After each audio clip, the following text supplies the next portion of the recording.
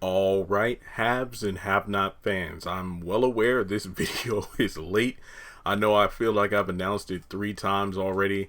Kind of like Kanye's new album. He put out a specific date, but then kept pushing it back. I feel like a lot of MCU fans feel the same way about upcoming movie titles being pushed back for one reason or another. But I am finally sitting down. It is August 16th, and I'm recording.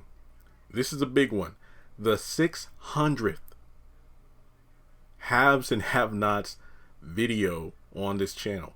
Mind you, that's really regarding the haves and have-nots playlist. I mean, if you omit live streams and other like combination videos about crossovers, this probably isn't video 600, but let me just say it's the 600th video about the haves and have-nots on my haves and have-nots playlist. So I felt like this video had to be given that particular title. This video is going to be going over my personal rewrite of the series finale. You know, in a way, I guess you can call it fan fiction, if you will. You know, this channel was founded on the ideas of talking theories and predictions about the haves and the have-nots. So in its own twisted way, the entire channel is a giant fan fiction until we actually get the finished product, and well, we saw how that turned out. If you follow me on Instagram, I posted a video I think last week after I had finished rewriting the script. I actually recorded the video the weekend I said I would do it, but I wasn't happy with it because I felt like it was rushed. I didn't feel like all of my ideas were fully fleshed out. So I went back, rewrote the entire thing, and I have about 5 pages, technically 4 because the first page is just recap, going over different things I would have changed about the finale. Now, truth be told, there aren't too many things I would have changed about the finale. I feel like the finale itself was okay, but it wasn't worthy of being the grand finale of a series that was almost on the air for 200 episodes, for a series that was almost on the air for a decade. It just didn't do the job right. And there were more. Think of it this way. When I was writing out my script, it felt like I was like adding in deleted scenes as opposed to changing too many things about the actual episode. Now, the first thing I want to do in this video is go over my first page of notes of the script, which is simply just a recap of the finale. Basically, the episode we got almost a month ago, because yes, Friday is the 20th, and that marks a month since the finale. So you're probably wondering, well, Jeremy, I mean, you already did the series finale review. You've done a bunch of like discussion theory videos. We got the cast finale, you know, the final reunion. Why are we going over the finale again? Didn't you do that already? It's a callback. I mean, really, aside from being a callback, it's important to really flesh out and give a quick recap of the finale. That way, when I add in certain scenes, you know, for context. Because when you look at the finale, it's like I said in my review, it felt like 2 episodes crammed into one, where you have the first half of the finale truly feeling like a solid episode of the haves and the have-nots. Basically, from the time where Wyatt dies in the opening scene to where the cop comes to talk with Hannah on the stoop after Candace splits to go to the Malone bar, it felt like a decent episode. Then after that, the last 20 minutes was just a bunch of bodies piling up. So to go over the episode as a whole, okay. After failed attempts to resuscitate his heart or get a pulse, Wyatt died, and a distraught Jim fled from David's home by himself. He didn't want to talk with David. He didn't want to talk with anyone. He just got in his car and he left. After Veronica pays off her hitman Marco, he warns her about the fact that there are other enemies out there aside from Jim Cryer, and that kind of leaves her spooked. He and Akil plot her death later after he leaves the house and gets into his car. Benny tells Hannah that the shooting was due to him messing around with a girl who actually was an ex of one of Mitch's Malone family members, and as a result, the shootout was all because of him. Hannah tells him about Tanisha and the baby, and then splits the scenes when the cop shows up in order to question them about what happened during the shooting. Candace and Benny talk to the cops as well as talking with Tanisha, and after a little bit of back and forth, Candace agrees that, look, If there was ever a receipt, there's nothing more concrete than a baby that looks just like you. So as a result, Candace decides to go to see the Malones by herself in order to stop this foolishness. Benny says it's a bad idea, and he and Tanisha kind of have a moment after they recognize, oh yeah, we did hook up that time in the club bathroom. Hannah is on the stoop and talks with Candace with a final plea to go give back the money to Jim, to change her ways, because the path she's currently going on is not going to lead to anything good. It's going to lead to her own self-destruction. But sadly, Candace refuses and says, I can't stop being who I am. Catherine's in jail still, of course, and she's on the phone with Marty, and it turns out he's made zero progress with getting her out of jail. He says he'll come down there to see if there's anything he can do in the case of getting her out of her cell with a cellmate, because that wasn't part of the deal. She also gets on the phone to talk with Hannah one last time, unknowingly, of course, and Hannah talks about the shooting and the fact that, hey, I need to go by your house to get paperwork for a meeting, and Catherine says, you be careful. Hannah tells her to do the same because of the cellmate situation. Then they get off the phone. Sandy goes over to Rihanna to confront her about the whole situation with Benny and to set him up by calling him and saying that you need to meet up at such and such a location. And of course, we know why that happens. Then we get to the point where the bodies start to pile up. Okay, so Diamond is in the cell and strangles Catherine. A few moments later, we see Veronica gunned down in her own front yard. Rihanna has Benny come over to his new house, and Sandy and the Malones, well, specifically the Malones, not Sandy, shoot him down and he's dead. We go over to the Malone bar. Benny has Candace delivered to Jim and punishes Mitch for attacking him, and as a result, Sandy and his crew deliver Candace to Jim, who then proceeds to drown her in the bathtub. Tanner comes over to David's house and delivers the gift that Justin left for Jeffrey. After he leaves the room, David comes downstairs and tells Madison and Jeffrey he's going to go over to Jim's to check on him. And a few moments later, we see Tanner outside hitting the detonator on the bomb, and David's house blows up. Final scene, we have Hannah arriving to Catherine's house, notices the blood, follows it upstairs. Her and Jim have a drag out fight leading to him being ran over, and she has a breakdown, and that's it. So basically, that was just a quick recap of the finale, Dark Intentions. And yeah, it's kind of weird because I remember the night of the episode and taking notes had about 3 pages, but I was able to condense it to a page of just about barely 11 bullet points because of the fact that, well, like I said, the first half of the episode was actually pretty decent.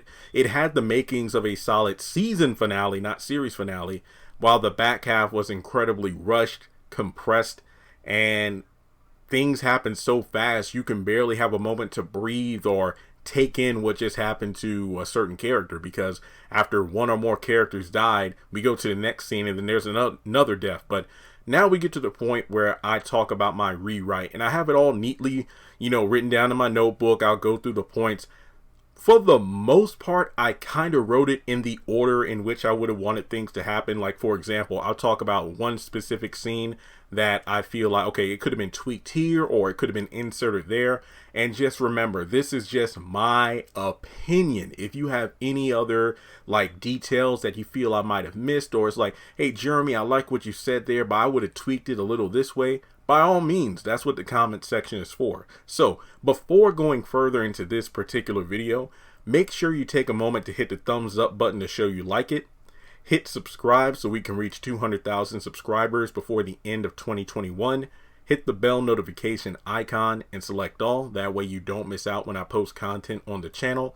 And follow me on social media. Links are in the description below. And also, if you want to donate to the channel, feel free to do so on PayPal or Cash App. It's not mandatory, but trust me, it is appreciated. So without further ado, let's go into my rewrite of Dark Intentions. Okay, so the first thing I would change is something that I feel like a lot of people would appreciate, even if they don't agree with anything else I say for the remainder of the video. I think that people will agree when I say this episode needed to be longer. Now, just like If Loving You Is Wrong, I feel like that show one up the haves and have nots because it wasn't out of the ordinary for that particular show to have season finales that are extended, maybe 90 minutes. And I feel like this haves and have nots finale definitely would have benefited from more time. Like I said before, the fact that the last 20 minutes or so had all the character deaths just crammed together, it just felt like, number one, you knew where they were going with the episode, but then on the other side of the coin, it's like, okay, this character died, but it's like before I could really take in what happened, oh, the next character died and this character died, and it's like, okay, this is ridiculous. So in my opinion, I mean, this particular episode could have been 90 or maybe 120 minutes. Either a 90-minute long episode, aka give or take 65 minutes if you take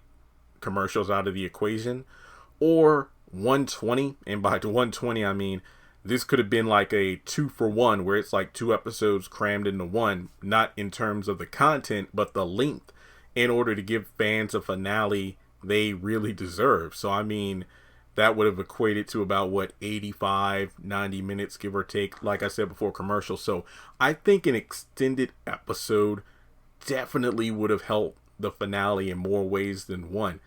Also, when you look at the 7 episodes prior to this one, things moved at such a snail's pace that a lot of the content of this final episode could have been in other episodes, meaning that this entire episode may have been a bit of a bloodbath, but it would have been spread out. I still stand by what I said before June 1st when the first of the 8 episodes aired, that it would be something if there was like a death every episode. That way it's like, oh damn, you don't know who's going to go next, because when certain characters get killed off, it's like, wow, at this point anybody could die. So looking at the first scene itself, basically when the paramedics are when Leo and Madison are trying to resuscitate Wyatt, I didn't have too much of a problem with this scene. I thought it was a strong start to the episode. The acting, John Snyder's, I feel like his performance was on point. I just feel like a lot of fans said the same thing. It's like when the paramedics showed up and handed the defibrillators to Madison, that shouldn't have happened. I mean, sure, he is a registered nurse.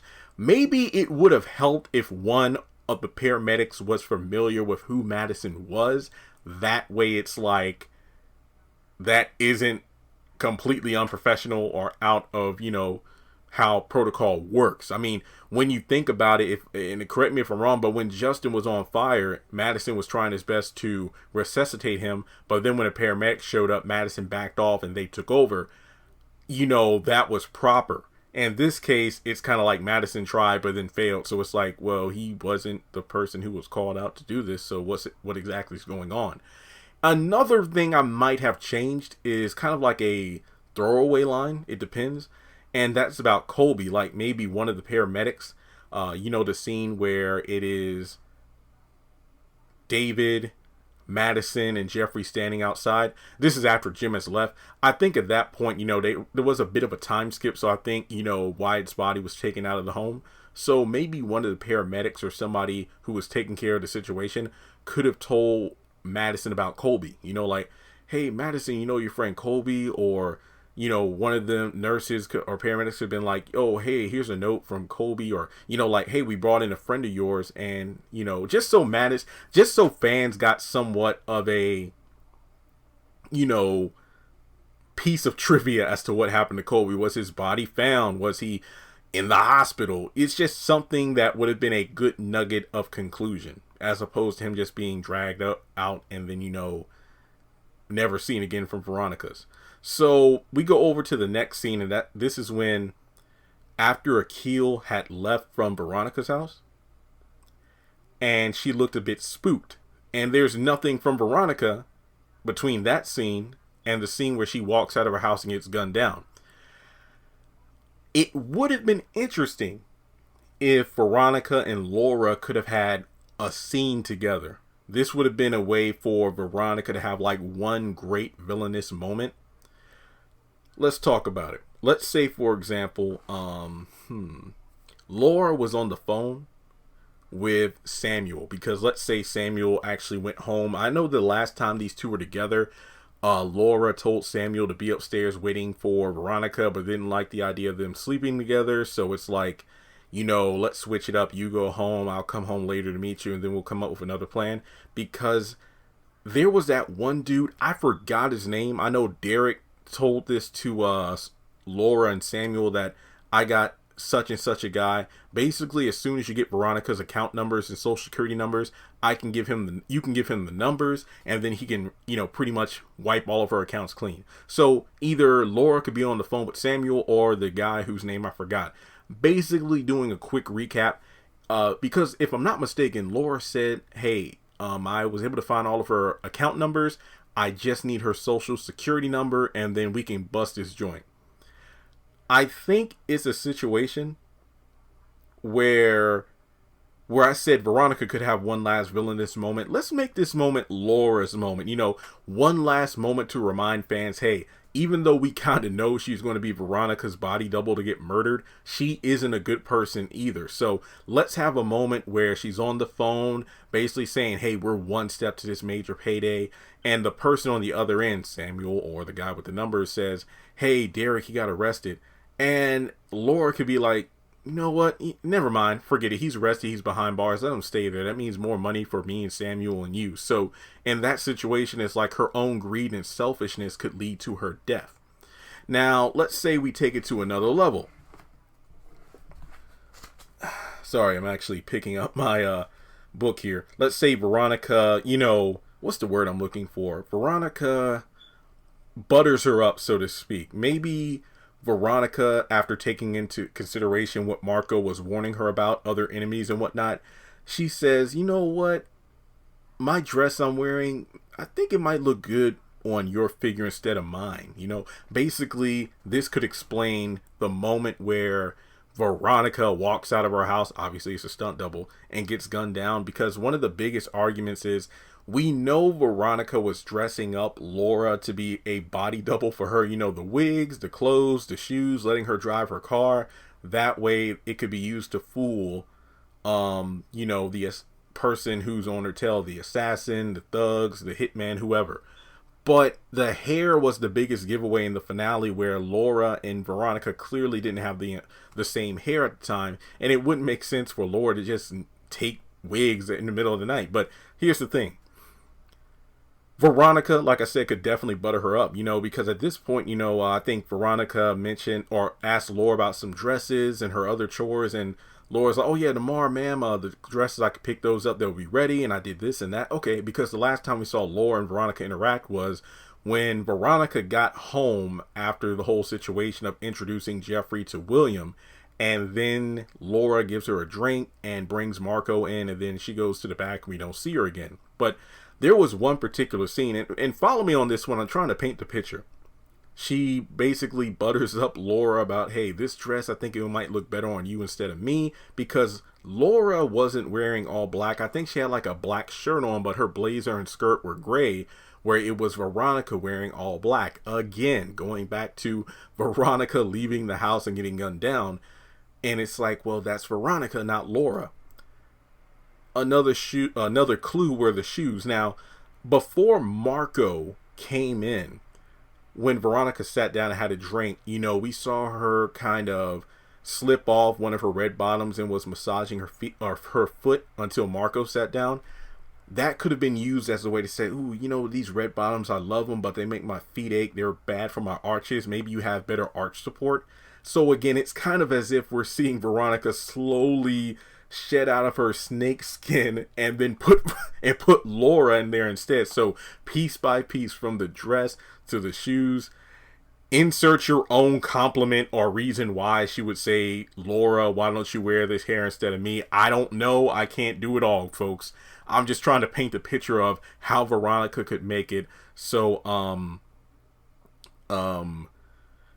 Laura would take her place. Okay, use your imagination. All right, now let's go back over to Hannah's house. For the most part, I keep everything the same, with Benny and Candace getting home, explaining the shoot shootout and then meeting Tanisha. The only thing I would change is making Benny less of an asshole, because I felt like that scene went on for far too long. Him being an ass, saying, hey, I just got into money, I ain't giving you nothing, I don't remember that night, you're making that up. Make him more curious, not an asshole about the situation with Tanisha and the baby. I liked when he said DNA test, and then when she was bringing up the night they met and then Benny finished the story, that was great. He didn't have to be an asshole. So that's really all I have to say about that particular scene. Hannah, when she told the cop, I've been staying in this house for a few months, you know how I feel about continuity, and that makes no damn sense whatsoever. The talk that was taking place between Hannah and Candace on the stoop, it was good. Tinka and Crystal have amazing chemistry on screen together, but I feel like it's been so, like a few times, well, at least half a dozen times already, Hannah and Candace have had the same talk, and it wasn't going anywhere. Maybe Candace could have mentioned she was pregnant. I feel like that would have been an interesting thing, because maybe that would make Hannah not get her to leave. Well, would stop her from leaving. Like, you know what? You're not going down there. You're staying with me. We're going to do this right. We won't have another Quincy Jr. situation. We're going to handle this together, not separate. I feel like that was one of the worst parts about the finale. So many characters got killed off because they went on their own desires or their own, intuition, and that led to their utter destruction. So I feel like maybe the pregnancy's brought up, and I guess I don't know, it would have been a great I love you kind of moment. So let's say if Candace didn't mention the pregnancy, maybe Charles or Landon do. Look, I'll get to those two later. All right, so I honestly didn't have too much of an issue with Catherine's call to Marty or Hannah. I think for the most part they're pretty cut and dry. I mean I get Catherine's frustration, but Marty was one of the few people actually on her side. So the fact that she thought that he was working with Jen was pretty messed up. Kind of fast forwarding to the end of the episode with one of my inserted scenes, Hannah, when Catherine was on the phone, this was like one of the first times, despite being many times where Catherine called Hannah and she's exhausted, but she would still talk to her friend.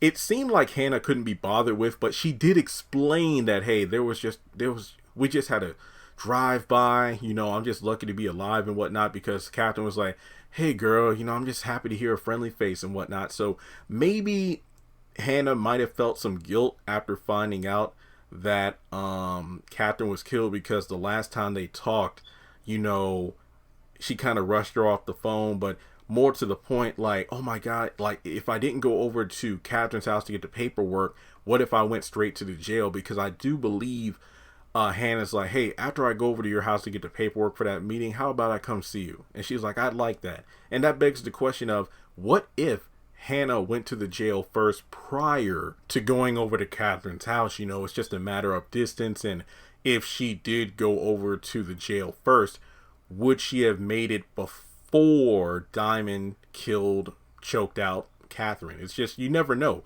Marty's like, hey, I'm going to come to the jail right now because I can't get you out, but the least I can do is make sure you don't have a cellmate, because that wasn't part of the deal. So it would have been interesting, due to the fact that, well, maybe certain things, if done differently, could have put off her death at that specific time. Like, let's say if Hannah came by to talk with Catherine and it was something that she was able to do prior to Diamond killing her. Well, what I mean by that is, if Hannah arrived at the jail prior to Diamond killing Catherine, then their talk would have been long enough for Marty to come by and have Diamond removed. But see, that goes into the guilt factor that could have been played up if we actually saw what happened after the ending of the episode, if Hannah found out about Benny and Catherine. When Sandy goes over to threaten Rihanna, maybe it could have been something where he kind of puts two and two together, that those two probably had sex, and it would have resulted in a swift punishment. Or at the very least, we know when Sandy's like, what's going to happen. Could he have told us what would have happened? Like, was this a threat towards Rihanna's mother, who was supposed to be dead already? Or could this be a threat against Rihanna herself? We don't know. Not too much change here if she didn't set up Benny. Let's see here. Going over to Marty once again. Let's say Marty with a guard, because typically speaking, whenever somebody goes to the back where the cells are to talk with one of the inmates, there's usually, but not always, a cop or guard who escorts them back there to talk with somebody. So perhaps, Marty and the guard arrive moments after Catherine gets strangled, and she could be resuscitated because they found her right on time. Or Marty arrives at the front desk to check in to go back to speak with Catherine, but it's revealed to him that's either she's in medical intensive care, because of her being found strangled, or she's straight up dead. Then from there, he calls Hannah. He will probably call Don and John, but since Hannah is the executor, he'd probably call her first, or call Jim Cryer saying, hey, your wife is dead, which could lead to more development for Jim, because I feel like there were definitely some quote unquote missing pieces between when he left David's house to when we see Candace delivered to his feet at Catherine's house. The fact that he was the one, I just talked about Hannah feeling guilty, but Jim was the one to orchestrate Diamond being in the cell with Catherine. So indirectly, he killed his own wife. Why didn't we see the emotional consequences of that? But like I said, I'll talk about that a little bit more in a second. Okay, going back over to Veronica's house, Laura, in the shoes, the dress, and somehow the wig, walks out of Veronica's attire before getting gunned down. Now, let's say Veronica decides to retire for the night and, even quote unquote slips up or acts sloppy, and for whatever reason, her social security number is within Laura's sight. And you're probably wondering, well, Jeremy, you talk about Veronica buttering up Laura and whatnot and making her wear her attire to get gunned down, but what about the social security number? Why would she leave that for Laura to see? Here's a thing that I feel like nobody really talked about. Remember, we saw Veronica go upstairs, go into her safe, and then get the $15,000 for Marco? Didn't this happen before, where she went to her safe and then found that RK had stole some jewelry because she looked at some of her security cameras? What if Veronica did the same thing, and when she was getting the money for a kill, she went back and noticed that there was a scene in the living room between Samuel and Laura, and then she turned on the audio and was like, oh, this heifer stole my account numbers. Okay, I'll leave a trap for this whore. So that's why she left her social security number. Let's say, for example, Laura's given Veronica's purse. Let's say she empties out her purse in front of Veronica. Her social security card is in there for whatever reason, and she pretends to have a phone call or something like that. And then during that time, let's say Laura takes a picture with her phone as a social security number. So basically, knowing that Laura has all the things she needs to wipe her accounts clean, she knows she's about to send her out to her death, so it doesn't matter. So basically, Veronica is the spider laying out the full web for Laura to step in her red bottoms and get trapped as prey. So really, it's not Veronica being clumsy, it's Veronica being the way we know her best, and that's a planning, conniving, simple bitch. So with that being said, Laura has the account number, she has the social security number, and she makes, let's say, one last call to Samuel on the phone before leaving the house, like, hey, I got all the numbers, because let's say, again, Veronica goes upstairs for the night, and then Laura goes out the door to lock up, but she's like, hey, as soon as I get in the car, or as soon as I get home, I'll send you all the numbers, and we'll get out of Veronica's house once for all, like I'll never come back. And since the money's going to be transferred, it's like they're golden. But unfortunately, Laura gets gunned down before she can send the numbers, and Veronica wins. Great. Just one small scene of Veronica conniving one last time would have gave fans something to say, you know what, that's Veronica for you. Now, I know I'm not at the end of the video yet, but you're probably wondering, Jeremy, you're kind of writing it in a way where certain characters survive when they were killed off. Hear me out. Like I said, we'll get to that a little bit later. All right, now let's go over to when Benny goes over to his house to meet Rihanna, and it turns out that it's a trap where Sandy comes out with the gun. one small change, technically two. Let's say that Benny and Sandy fight. They actually fight. You know when Benny tries to talk Sandy down to de-escalate the situation? We don't know if it's because Sandy wanted to do that or the fact that, you know what, let me show you, we can do this hand to hand. But he knows he has the Malones coming from around the house to gun him down. So I feel like in this situation, let's say Benny's words do strike home. He just says the right thing in order to make it where it's like, so what? Okay, you say I embarrass you in front of your family, right? Well, wouldn't it be even more of an embarrassment to find you just gunned me down instead of fighting me like a man? So they actually do fight. Sandy's losing again. But let's say when he's getting knocked down and Benny either takes it easy on him or he says, hey, let's stop this. Sandy takes out his gun like a little bitch and shoots him. It's not a fatal shot, but it's like a shot out of desperation. Like, let's say Benny knocks him to the ground so hard that he doesn't have time to properly aim. He just goes for the gun and shoots him. And then, like I said, he's like wounded, but not severely crippled. But obviously he's not at full strength because he was just shot. So the fight continues and Sandy's winning again because there's a handicap in tow. Benny's down. Sandy gets the gun to go for a kill shot, obviously before delivering some quote unquote, as he would probably put it, a badass line, but it probably isn't, like, you know what, you're just a little black kid, blah, blah, blah, blah, blah.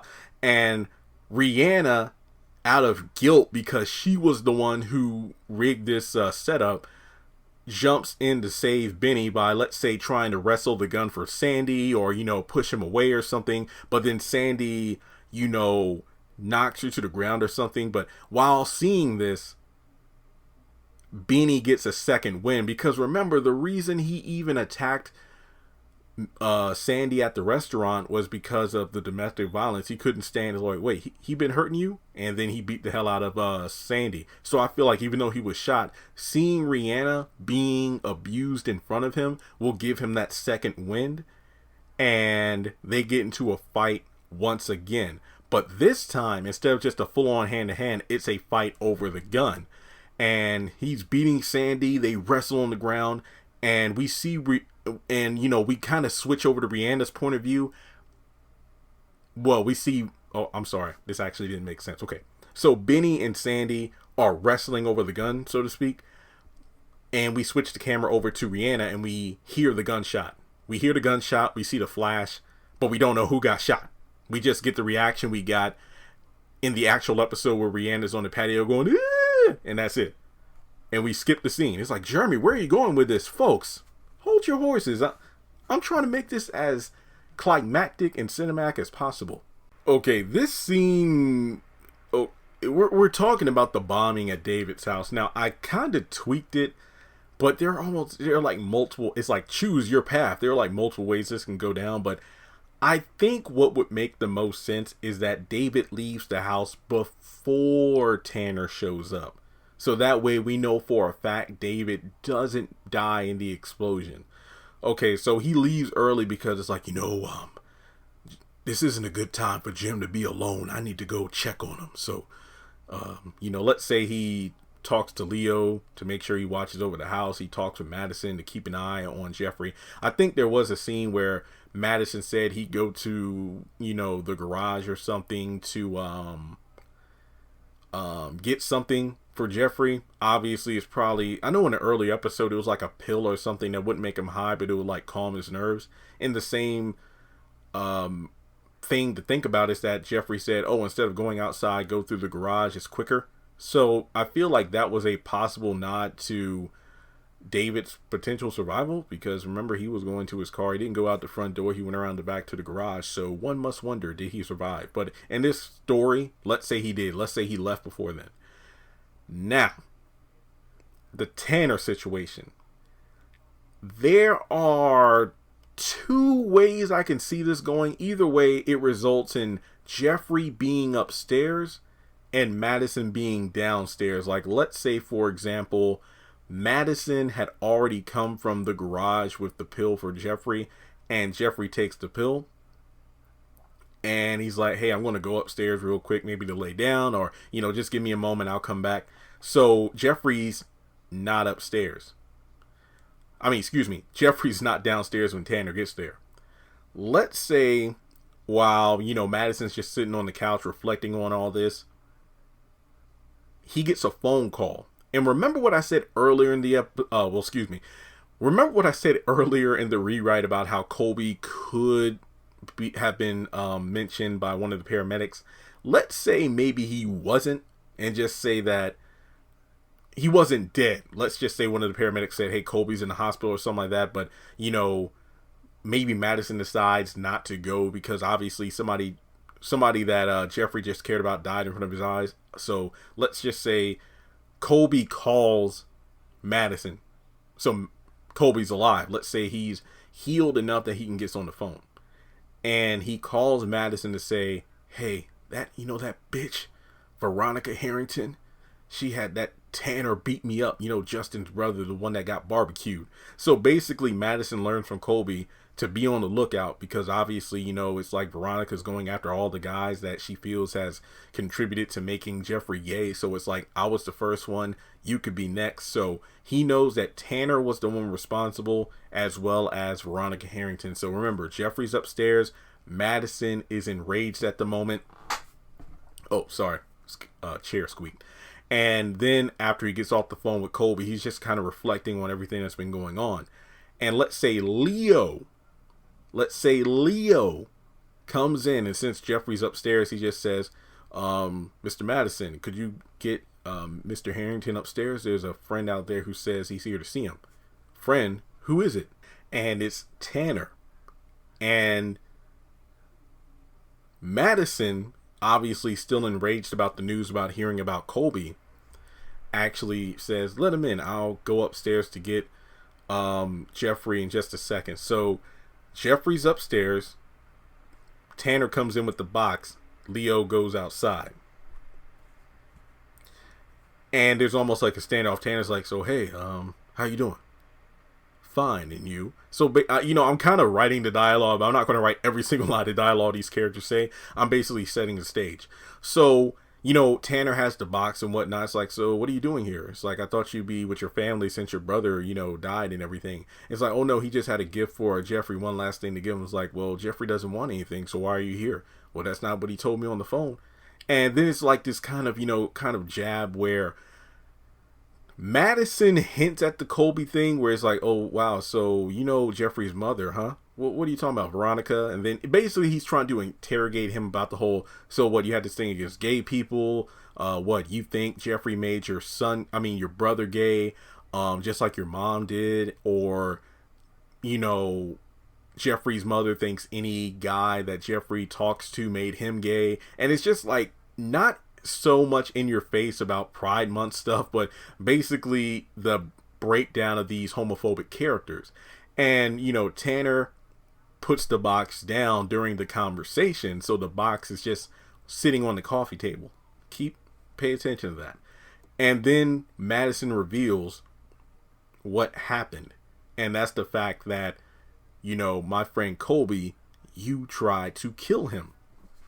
So the fight breaks out because of the fact that Madison is enraged over the fact that he's talking to the guy that almost killed his friend. Or you could say that Colby dies. I don't know how you want to do it. Let's say the paramedic says Colby was brought in, he wanted me to give you a message, or Colby calls him, I don't know. And then let's say he gets the message from Colby, and then he gets a phone call when Jeffrey gets upstairs saying that Colby's dead. I don't know, however you want to write it, but let's just say Colby is the one that says Tanner and Veronica were the ones to mess him up good. So, in any case, Madison and Tanner get into a fight.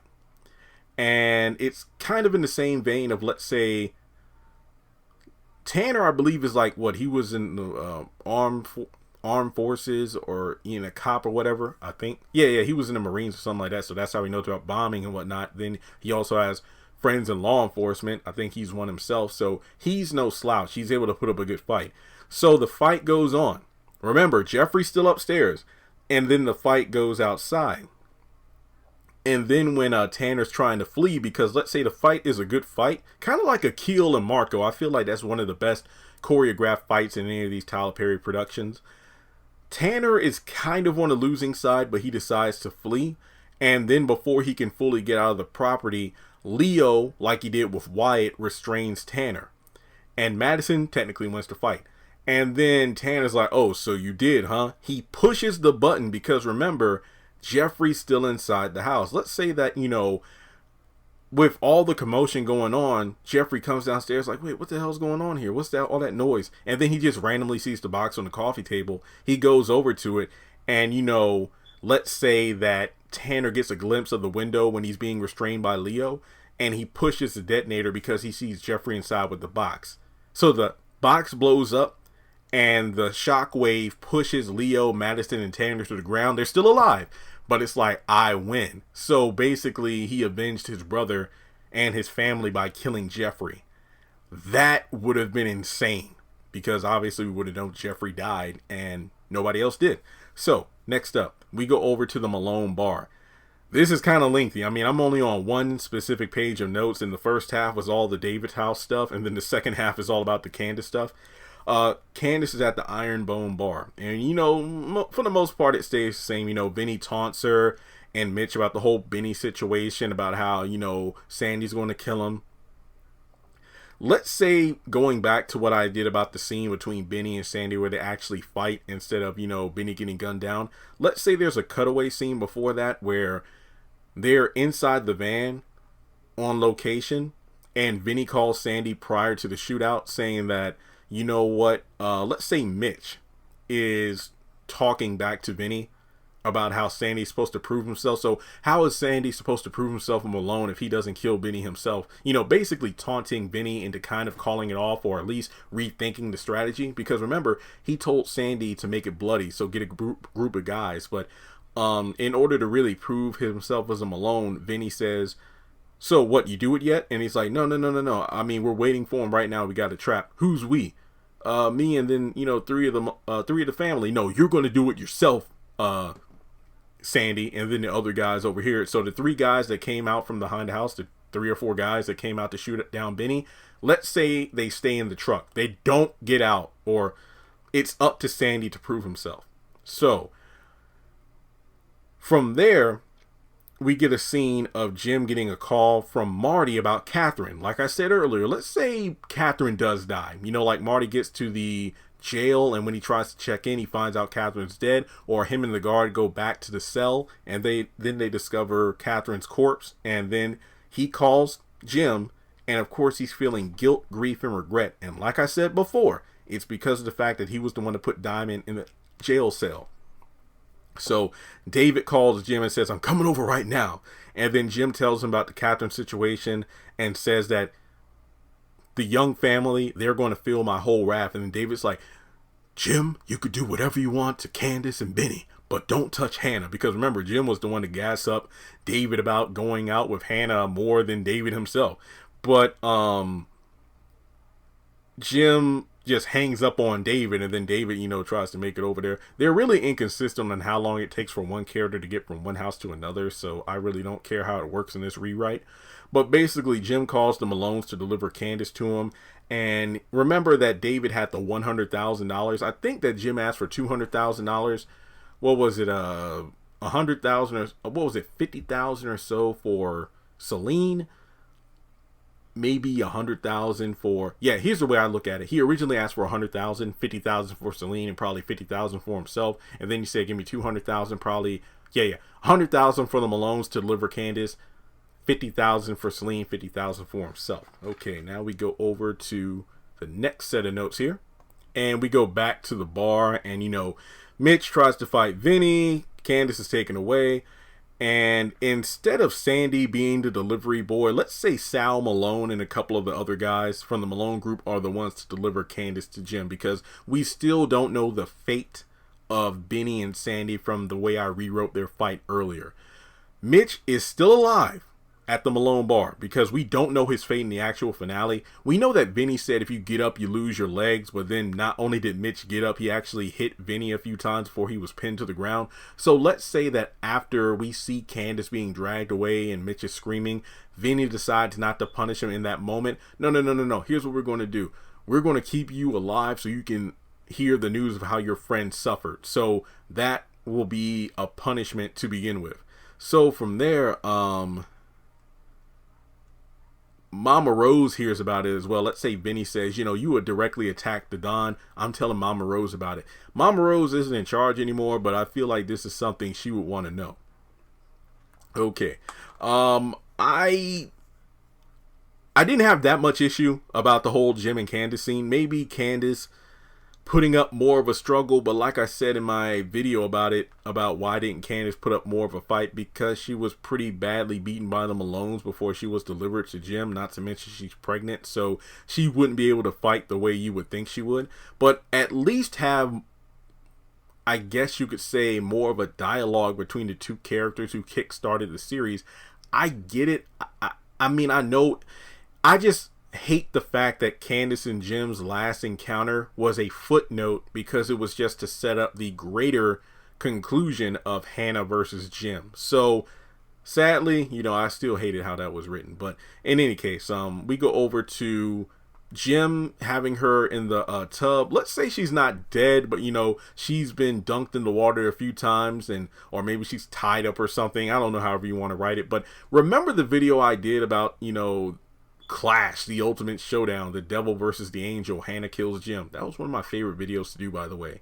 And I said it would be pretty interesting if Jim has Candace's life in the balance when Hannah comes over, given the fact that since Catherine's dead, Hannah has power of attorney, and Hannah's the only one who can actually sign over the power without any kind of conflict. It's like, give it to Jim and we'll be good to go. So now here's what we can do here. I lost my son, I lost my wife, and you could argue that could be how Hannah finds out about Catherine's death. I don't know. But either way, Hannah is in a position where either she can give over power of attorney to Jim, or her daughter will die. And from there, you know, let's say, Candace is still alive, so maybe Hannah and Candace embrace one more time. I don't know. I don't know. Here's what I'm trying to say here. Basically, you know, Jim dies. Let's say Hannah and Jim get into it, and he ends up killed one way or another. Let's say Candace notices that her mom is literally about to die, so maybe, I know this might seem a bit cheesy or something, but let's say Jim, I mean, it's really hard to write this because he had one arm in a sling, so there's only so much you can do with this. I know there was the point where after Hannah kind of beats on Jim out of the bathroom into like the bedroom, and then they go into the hallway. I know my mom, when Hannah said, my mom said this when Hannah was going up the stairs following the blood. I bet she's going to knock him off that banister or something like that, because remember, the same thing happened to Veronica, except she landed on a pyramid of empty boxes. So what if there was a situation where, let's say, Hannah is losing bad? You know, like, let's say Jim is literally about to stomp on her head, or, you know, basically throw something on her to kill her. And Candace, who's still like restrained or whatever, gathers the last of her strength and kind of, you know, rushes into Jim, and they both go over the balcony, or, you know, one of those situations. And in her final moments of life, her and Candace, Hannah and Candace embrace, and maybe she repents. I don't know. Maybe she repents, or maybe she said, like, you know, I did it because I love you, that kind of thing. You were right. They'll have like one last emotional moment. So it could be one of two things, like Candace tackles Jim and they both go over the stairs, the balcony, and then he dies first and then she's soon to follow. Or it goes like how it happened in the actual series, where Candace is, let's just say, unconscious, not dead. And after running over Jim, Hannah rushes back into the house, finds Candace barely alive. They have a moment, and then she dies. Maybe. I don't know. Maybe she finds out she's pregnant, whatever. But that's pretty much it. Maybe Landon calls or something, because he's like, wait, is Candace over at Catherine Cryer's house? Because, look, I know this is stupid, but I didn't write Charles and Landon in this because and it's not just because I don't like their storyline. It's just the easy button. If you're a Dragon Ball Super fan, remember when the Goku Black arc, or Future Trunks arc, where the Omni King gave Goku the button to hit in order to call him directly to his location, and then the Merge Zamasu fight happened, and Zamasu literally became the universe, and then Goku hit the Omni King button, who basically erased the universe. So it's basically the targets or was it Staples? That was easy. The easy button.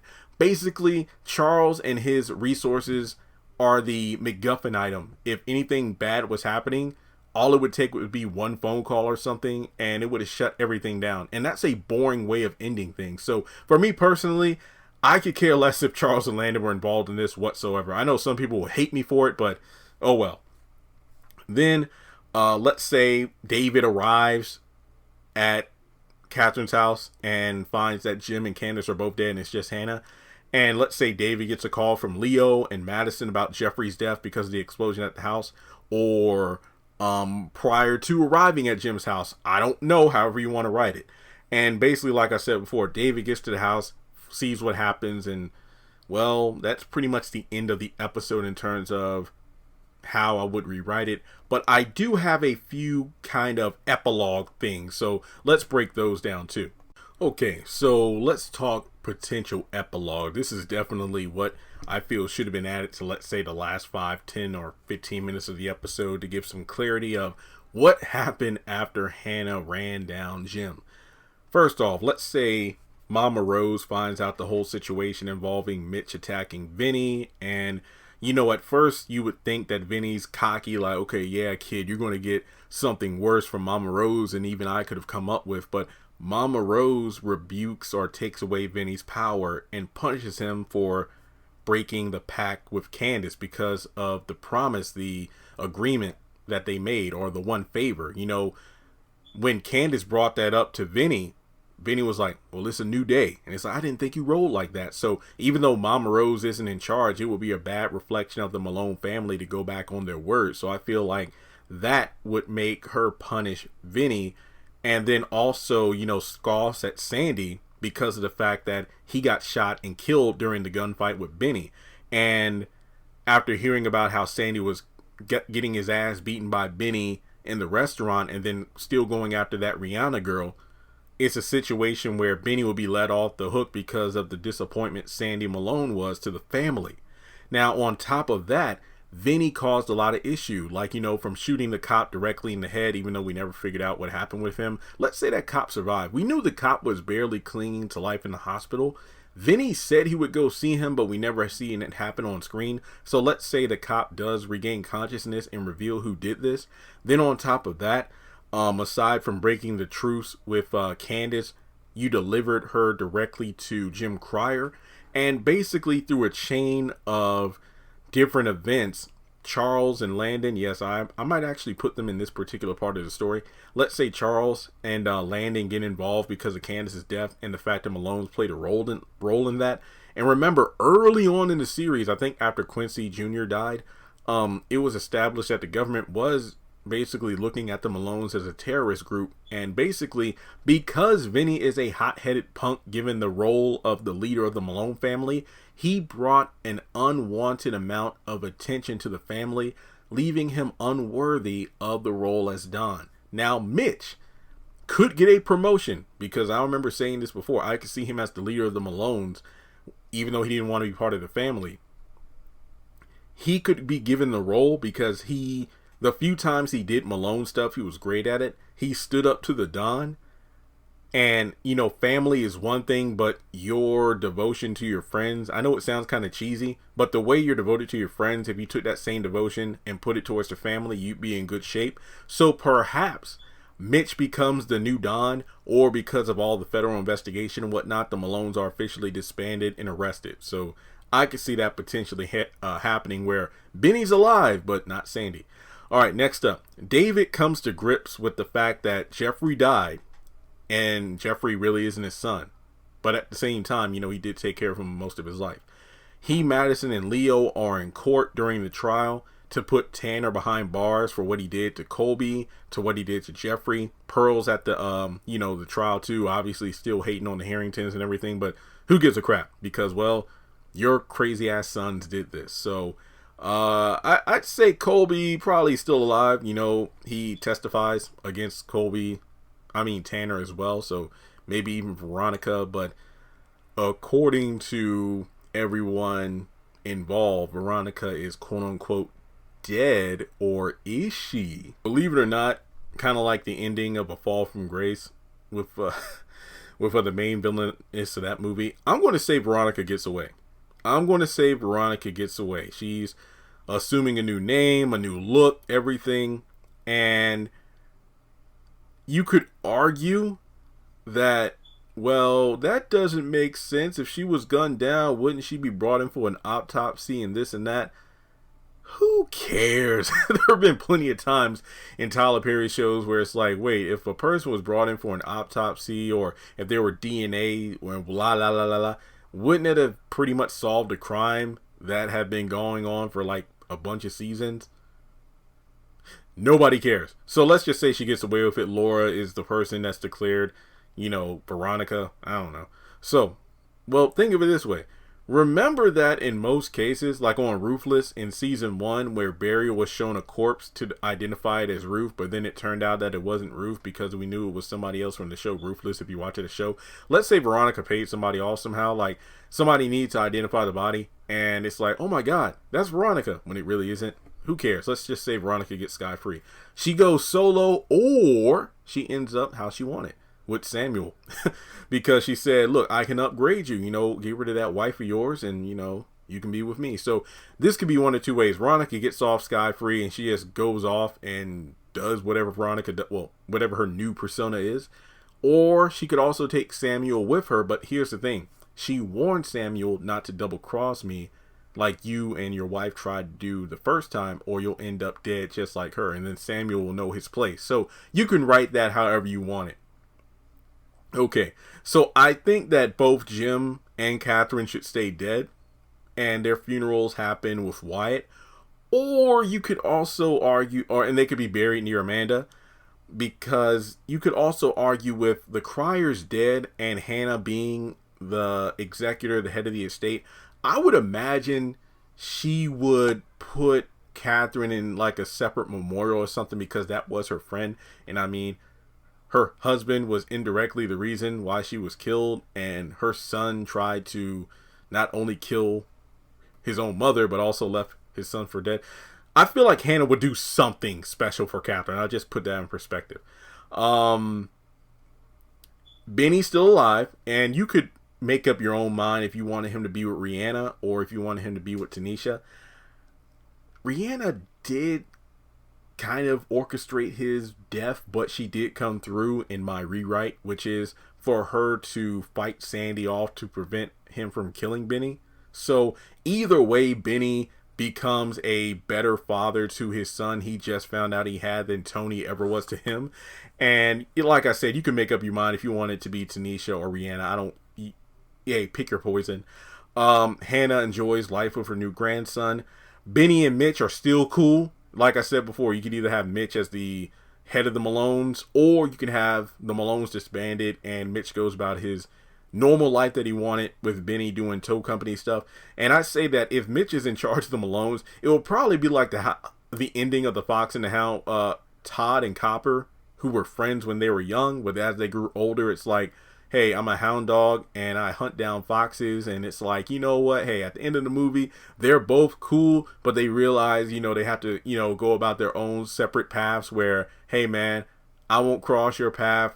You don't cross mine. But guess what? We're still cool at the end of the day. I feel like the same thing is true of Mitch and Benny if Mitch is head of the Malones, where it's like, hey, Benny, you're still cool with me.